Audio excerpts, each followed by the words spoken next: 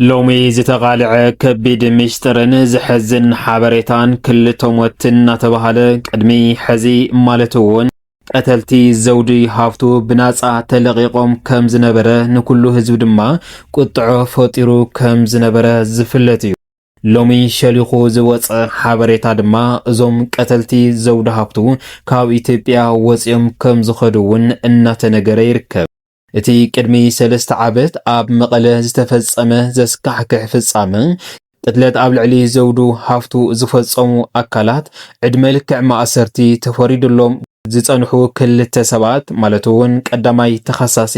ያሬድ ገብረስላሴ ውላድ ኮሎኔል ገብረስላሴ ምክትል ኮሚሽነር ፖሊስ ትግራይ ዝኾነን ከላይ ተኸሳሲ ናቶም ቤተሰብ ዝኾነ አንገሶም ኃይለ ማርያም እንትኾኑ ቅድሚ ሓደ ዓመት ዕድመ ልክዕ እስራት ተፈሪድዎም ዝጸንሕን ኣብዚ ቅድሚ 5 መዓልቲ ማለት እውን 28 ሓምለ 2018 እዞም ቀተልቲ ዘውዱ ሃፍቱ ፖሊስ ከተማ መቐለ ናጻ ኢሉ ከም ዝለቀቆም ተሓቢሩ ነይሩ ድሕሪ እዚ ድማ ህዝቢ ከቢድ ዝኾነ ቅጥዖ ኣቆጥዕን እቲ ዝመጽ ዘሎ ኣሸንዳ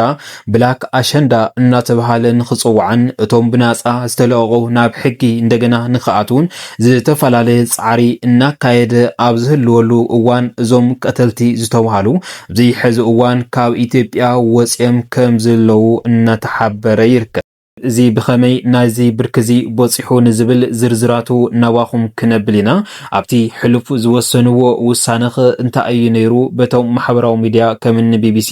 ዝረኸብዎ ሓበሬታኸ እንታይ ይመስል ንዝብል ዝርዝሩ ናባኹም ክነብል ንኸውን ነዚ ቻነልና እዚ ሓድሽ ዝኾንኩም ንመደብና ሰብስክራይብ ናውልኩም ኣባላትና ላይክ ሼር ናውልኩም መደባትና እስካብ መወዳእታ ንኽትከታተሉና በዚ የቢልና ንሕብር ኮሚሽን ፖሊስ ፍትሒ ከመይ ከም ዝተጓዓጸጸ ተመልኪቱ ገብረስላሴ በላይ ዝመርሖ ፖሊስ ማለት እዩ ኣቦቲ ቀታሊ ዝኾነ እዩ ከመይ ትካል ሙሉእ ከም ዘልመሰውን ተመልኪቱ ኣለው ማለት እውን ቀተልቲ ብኸመይ ብነጻ ክልቀቁ ተኻኢሎም ንዝብል ንኹሉ ሰብ ኣገሪሙ ከም ዝነበረ ዝፍለጥ እዩ ቅድሚ 3 ዓመት ኣብ መቐለ ዝተፈጸመ ዘስካሕክሕ ቅትለት ዘውዱ ሃፍቱ ዕድመ ልክዕ ማእሰርቲ ተፈሪድዎም ዝጸንሑ ክልተ ውልቀ ሰባት ናጻ ምልቃቆም ኣዘራራዊ ኮይኑ ከም ዝነበረ ዝፍለጥ እዩ እቲ ውሳነ ብተጠባበቕቲ ሰብኣዊ መሰላት ብሰፊሑ ክንቀፍን ኣብ ማሕበራዊ መራኸብታት እውን ህዝባዊ ቁጥዐ ፈጢሩ ከም ዝነበረ ዝፍለጥ እዩ ማእኸላይ ቤት ፍርዲ ከተማ መቐለ ቅድሚ 5 መዓልቲ ኣብ ዝወሰኖ ማለት እውን 28 ሓምለ 2018 ቀዳማይ ተኸሳሲ ያሬድ ገብረስላሴን ናይ ኢቲ ፖሊስ ውላዶ ዝኾነ ኻላይ ተኸሳሲ አንገሶም ኃይለ ማርያም ከምኡ እውን እናቱ ቤተሰብ ዝኾነ ናጻ ክልቀቁ ወሲኑ ከም ዝነበረ ዝፍለጥ እዩ እቲ ቤት ፍርዲ ኣብዚ ውሳነ ዝበጽሐ ኣብ ቤት ፍርዲ ከም መርትዖ ዝቐርብ ዲጂታላዊ መርትዖ ካብ መዝገብ ከም ዝጠፍእ ምስ ተረጋገጸ ይክእሉ ስድራ ቤት ዘውዱ ንቢቢሲ ገሊጾም ነይሮም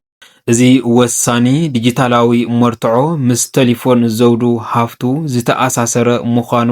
ዝተረጋገጸ እንትኸውን ኣብ ዩኒቨርሲቲ ኣክሱም ፕሮፌሰር ሕግን ንጉዳይ መስርሕ ፍርዲ ዘውዱ ሃፍቱ ኪረስ ኃይለ ስላሴ ንቢቢሲ ኣብ ዝሃቦ ቃል ካብ መዛግብቲ ጭብጥታት ጠፊኡ ዝብል ብሰፊሕ እኳ እንተተዘረበ እቲ ካብ ቤት ፍርዲ ዝረኸበ ሓበሬታ ግን ካብዚ ዝተፈለየ ምዃኑ ንቢቢሲ ኪሮስ ሓቢሩ እዩ ነባሪት ከተማ መቐለ ዝነበረት ዘውዱ ሃፍቱ ብዕለት 13 ነሓሰ 2015 ዛገደ 3 ዓመት ዘቁፀረን ሙሸት ፍሉይ ቦታ ኣብ ዓዲ ሓውሲ ኣብ ዝተባሃለ ከባቢ ኣሸንዳ ዕለተ ልደት መሓዛን ክተብዕል ኣብ ዝፀወትሉ ከባቢ እያ ብዘስካሕክሕ መገዲ ተቐቲላ ማእኸላይ ቤት ፍርዲ ከተማ መቐለ ብዕለት 4 ሓምለ 2017 ኣብ ዘካየዶ መስርሕ ፍርዲ ንኽልተ ተጠርጠርቲ ዕድመ ልክዕ ማእሰርቲ ፈሪዱ ከም ዝነበረ እውን ዝሕብር እዩ ቅትለትን ፍርድን ዘውዲ ብዙሕ ኣቕልቦ ህዝቢ ስሒቡ ምንዋር እውን ይዝከር እዩ እቲ ጉዳይ ኣዝዩ ኣካትዒ ካብ ዝነበሩ ጉዳያት ካብ እቶም ተኸሰስቲ ሓደ ዝኾነ ያሬድ ገብረስላሴ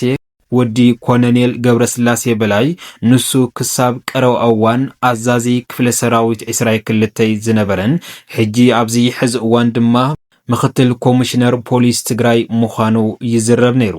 ከምኡውን ኮሎኔል ገብረስላሴ ዘመድ እቲ ካልኣይ ተኸሳሲ አንገሶም ሃይለማርያም እውን እዩ። ኣብ ዝሓለፈ ዓመት ዝተሰየሙ ሰለስተ ደያኑ ተኸሰሲ ያሬድ ገብረስላሴን ተጋዳላይ አንገሶሙን ብቅትለት ዘውዱ ሃፍቱ በደለኛታት ከም ዝኾኑ ምስ በየኑ ኣብቲ መገባእያ ዕግርግር ተፈጢሩ ኣብ ልዕሊ ደያኑ እውን መፍርራሕ ስዒቡ ከም ዝነበረ ጸብጻባት ኣብዚ ሕዚ እዋን እናወፁ ጸኒሖም እዮም። ነቶም ንኣስታት 2 ዓመት ፍርዲ ንክወሃብ ፍትሒ ንክነግስ ክጽቦይ ዝጸንሑ ስድራ ዘውዱ ኣብ ተስፋ ምቁራጽ ዝኣተወ መጋባእያ ክብተን ደያኑ ከተማ መቐለ ኣብ ልዕልዮም ብሰንኪ ዘንጸላለወ ስግኣት ስራሕ ደው ክብሉ ዝግደድን ነይሩ እዩ። ድሕሪቲ ቀዳማይ ብርኪ ውሳነ እቶም ተኸሰስቲ ዝሓለፈ ዓመት ኣብ ላዕለዋይ ቤት ፍርዲ ይግበይ ኢሎም እቲ ላዕለዋይ ቤት ፍርዲ እቲ ታሕተዋይ ቤት ፍርዲ ዝሃቦ ውሳነ ቁኑዕ ምዃኑ ብምግላጽ ይግበይ ከም ዘድልዮ ወሲኑ እዩ። ብድሕሪ እዚ ድማ ተኸሰስቲ ናብ ሰበር ሰማዒ ላዕለዋይ ቤት ፍርዲ ዳግማይ ከም ዝቐረቡ ኪሮስ ይዛረብ። ሰበር ሰማዒ ቤት ፍርዲ ነቲ ጉዳይ ተቐቢሉ እቲ ቤት ፍርዲ ነቲ መርትዕታት ክምርምሮ ኣዚዙ። ሰበር ቤት ፍርዲ ንሃገራዊ ኣገልግሎት ስለያን ጸጥታን ነቲ ኦሪጂናል መርትዖ ኣቕሪቡ ክምርምሮ ኣዚዙ ይብል ኪሮስ። እቲ ቤት ጽሕፈት ነቲ ኦሪጂናል ዲጂታላዊ መርትዖ ናብ ቤት ፍርዲ ሒዙ ክቐርብ ድሕሪኡ ክምርምር ሓደ ክኢላ ድማ መያዊ መብርሂ ክህበሉ ተኣዚዙ ምንዋሩ ኪሮስ ንቢቢሲ የረድእ። ኮሚሽን ፖሊስ ትግራይ ነቲ መርትዖ ከቕርብ ተሓቲቱ ይኹን እምበር ካብ እቲ ትካል ፌደራል ሓቲቱ መርትዖ ከቕርብ ኣይከኣለን ይብል ኪሮስ። ናይዚ ምኽንያት ድማ ብሰንኪ እቲ ዘሎ ፖለቲካዊ ኩነታት ካብ ፌደራል ትካል ዲጂታላዊ መርትዖ ዝትርጉምን መያዊ ርእይቶ ዝህቡን